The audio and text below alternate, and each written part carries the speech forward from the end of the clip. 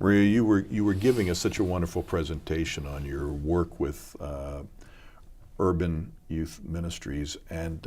you got a lively set of questions from folks who minister in contexts all over New York City and all over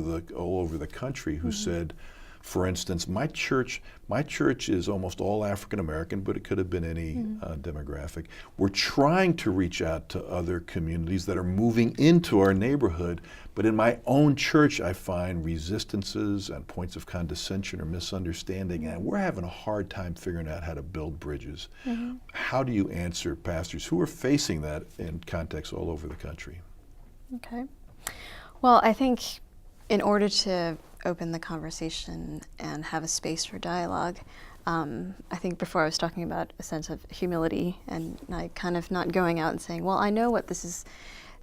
neighborhood needs, so you belong here and this is my neighborhood. But rather first establishing a relationship, a conversation, saying, hi, this is our neighborhood and I realize that there's changes. Why don't we spend some time walking around the neighborhood and seeing what's going on together?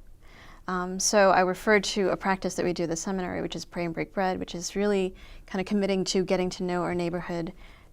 understanding the information and the dynamics and the people on the street,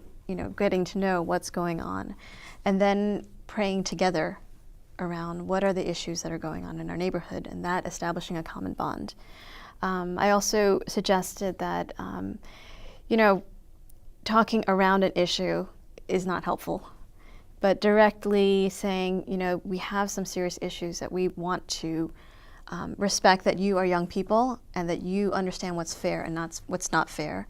and that you have an opinion and you are the future of this church. So we need to hear what you are feeling and understanding and how this conversation can happen between the young people who are going to be leading the church of the future. I also mentioned something that I found very powerful to kind of help the conversation along is having common experiences. So it might be watching a movie or doing something together or seeing or engaging in what's called presentational ways of knowing, or experiential knowing that's kind of beyond just talking and listening and talking and writing, but really thinking about how do we as whole people experience each other. So what can we do that helps us to get beyond just the